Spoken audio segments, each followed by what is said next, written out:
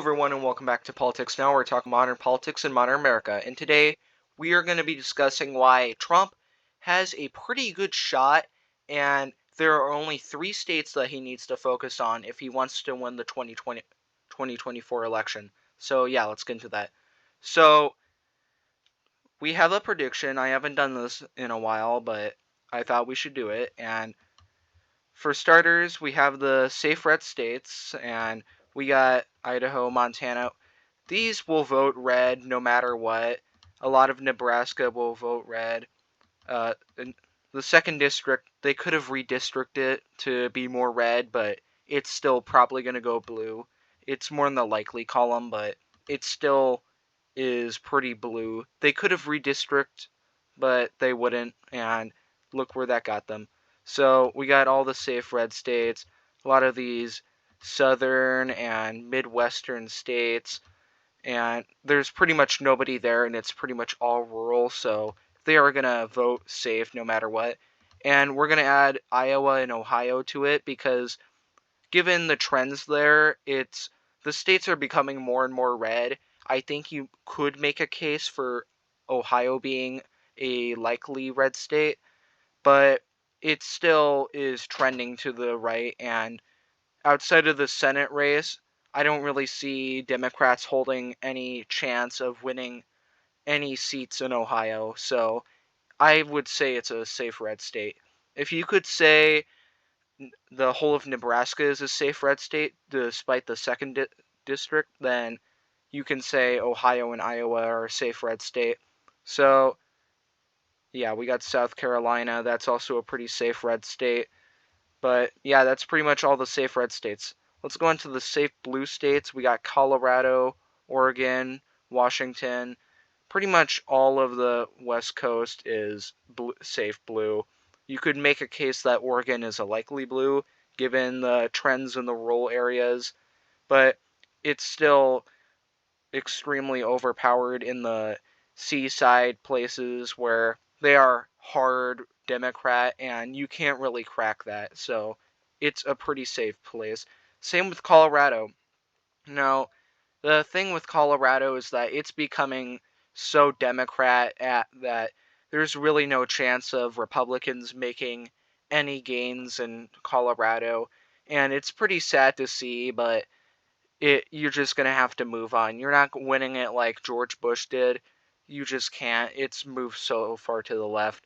Now, New Mexico is a pretty likely blue state. It's definitely more Republican than a place like Colorado, given the Hispanic trends there. You saw it with Texas, where a lot of these places near the border, the Hispanic trends actually moved to the right by quite a bit.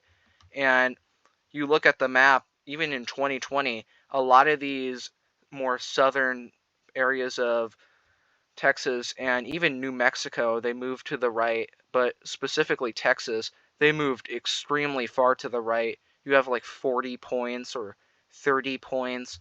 It's pretty impressive. The Hispanic trends are definitely making Texas a pretty safe red state and keeping it away from becoming another blue state, which a lot of people have said, but I don't really see that happening. Texas is not going to go blue. It's pretty delusional. It could be closer, but it would probably get as close to 5 points in a blue wave year, but it's not really going to flip. And honestly, New Mexico is a more likely blue state, but it still has a lot of chances for Republicans and doesn't completely shut the door like Colorado does. So, New Mexico is a pretty likely blue. Same thing with Minnesota. Now, I used to live in Minnesota, and the thing is, Duluth and Minneapolis and St. Paul, they pretty much all run the state.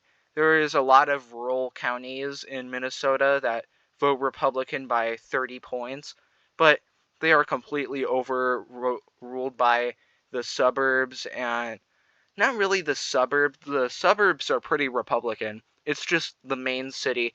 The city burnt down, and it was a complete hellscape, yet they still voted more and more Democrat. It doesn't make any sense. Minnesota isn't going to change to blue. You do have that rural trend. where you have Donald Trump with the Midwestern appeal, and he could probably do better there, but it's still complete drawback, and I don't really see any Republican getting Minnesota within 5 points, but it's pretty sad to see. Illinois, safe blue state. Uh, Chicago basically rules the whole state, kind of like Minnesota, and it's really not going to flip anytime soon. You have pretty much all of the New England area. These are pretty safe blue states. They're like 3 inches, and that 3 inches is hardcore Democrat. It's not really going to change. You could make a case for New Hampshire and Maine at large, but still, you can't really overrun that hardcore Democrat area. But you still could get 1 point from Maine, and that place is pretty much all the Republican support you're getting out of New England. And I don't really count Pennsylvania as New England, it's more Midwest. So, yeah. Another sad thing to see is that Virginia is a likely blue state, and I don't really see them changing at all. And you do have Youngkin as governor, which you could make a case for it being a lean blue state, but it still really isn't going to change any of the presidential trends where you have a lot of blue voters who may have not voted Republican for the election, but they would vote Republican for the governor. And it's kind of like a Vermont, New Hampshire case where they vote blue during presidential races, but they vote red during the governor race. And hopefully you could see a trend back towards being a red state, but for now, it's really not enough to change it. So let's go into the likely red states. Texas. Now, Texas has been getting a lot more red. It's sort of been bouncing back from being a closer state, where in 2020 it was like a 5 point difference, where that was pretty alarming that Texas got that close, because this is a massive state with a lot of Republicans in it, and you don't want that to go blue. And it's getting more and more Republican. It's getting to the point where you might be able to put in the safe column now. And I would like to put in the safe column, but you still have the big cities. You got Austin, you got San Antonio, you got the Dallas region where they're moving to the left. And they really can't overpower how big Texas is, but you still got the trends in the South where they are moving more Republican, which is making the state redder, so that's pretty good to see. Alaska is a pretty likely red state. Now, Democrats did win the Senate race in 2022, but that's mainly due to their absolutely fucking embarrassing voting system. That is an extremely weird voting system because they have the ranked voting. I don't know why they have that, they just do. And it's pretty weird, but it really screws over it kind of screws over everybody because a lot of the other third parties have a much bigger spoiler effect where they pretty much ruin Alaskan politics. But in terms of a presidential year, it's still going to go red. It's not going blue. I don't know why these people are saying, oh, it's going to go blue because we won the Senate. You also won the Senate in Ohio. Is Ohio going to go blue? How about Montana? Is that going to go blue? It's just a stupid argument. Florida. Florida's a pretty likely red state now. Now, you have the governor, you have trends there that are making it way and way more red, and it's getting to the point where it could be a safe red state, and it's moving farther and farther to the right.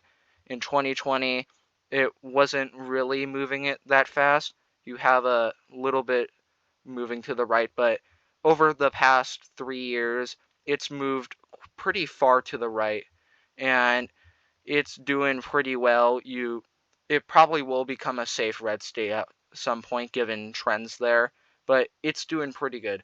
So North Carolina. Now, North Carolina was a very, very close state in 2020 where it was within like a point of flipping Democrat. But given that 2020 was a more Democrat friendly year and it's 2024 will not be a very Democrat friendly year. It is going to be a tight election.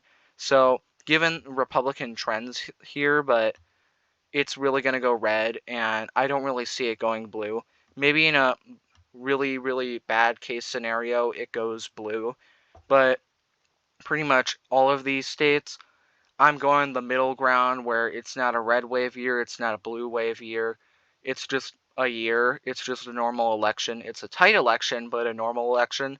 So North Carolina is still a Republican state. It's not changing anytime soon. And it's becoming more and more Republican. So given the trends there, I would put it in the Republican column and just leans. It could flip. It could flip. It does have the possibility of flipping, but pretty much it really doesn't have a lot of chance of flipping. It still is a very Republican state. So now we have the man of the hour. We got the flipping swing states, and we got all 6 of them. These are what are going to decide the election. These are what Trump and Biden need to focus on if they want to win the presidential race. So you got to focus on Nevada. You got to focus on Wisconsin, all of the Midwest, Georgia, and Arizona. So you got to focus on them, and if you focus on them, you will win. So starting off with the easiest one to put down to the hardest one.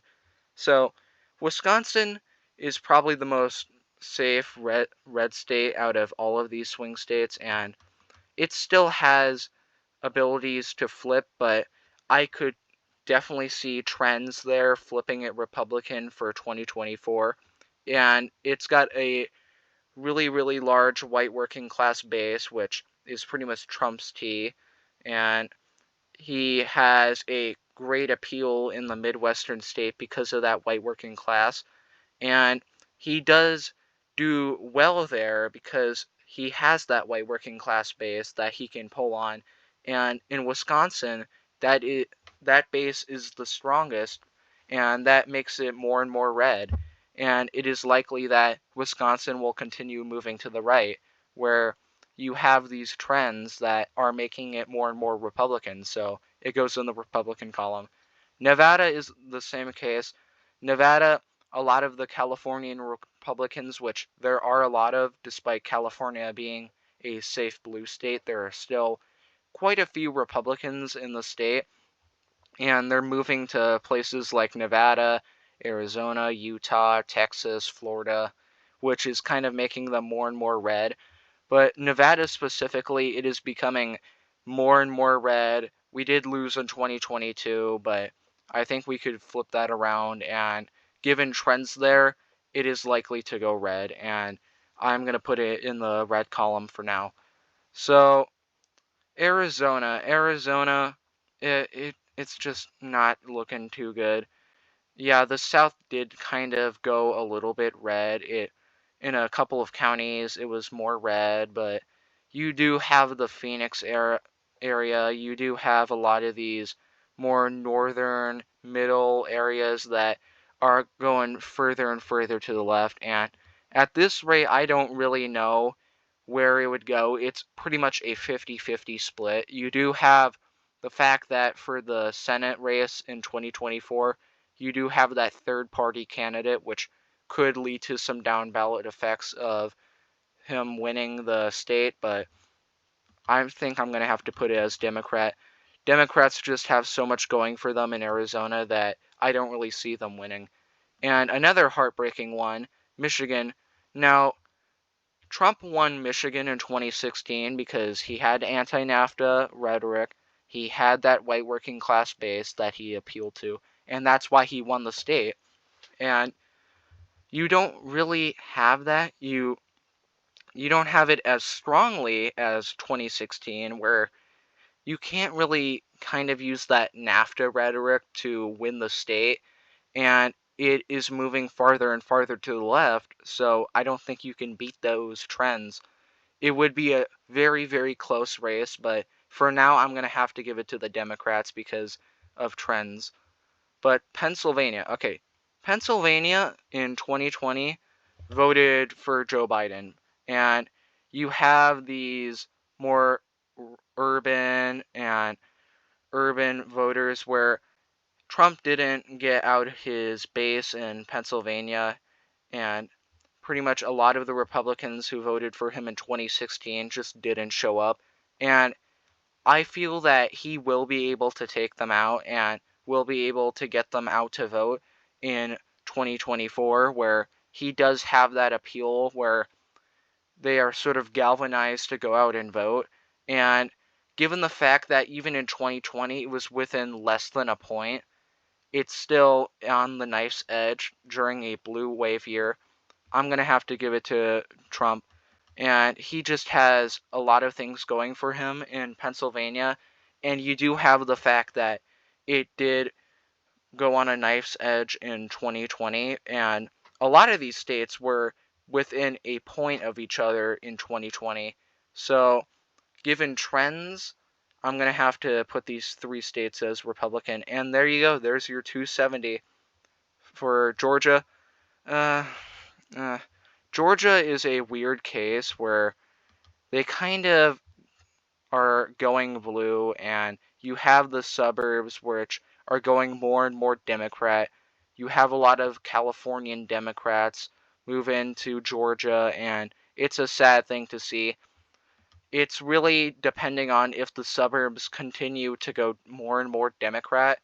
But given the data that we have now, where you have 2020 and you have trends moving it more and more Democrat, I'm going to have to give it to Democrats. I think Republicans could possibly win it in 2024 for the last time, but it's still, given now, given the trends, I'm going to have to put it as Democrat. But he doesn't really need to focus on Arizona or Georgia because he only needs to focus on these three swing states. If he wins Nevada, if he wins Wisconsin and Pennsylvania, he will win.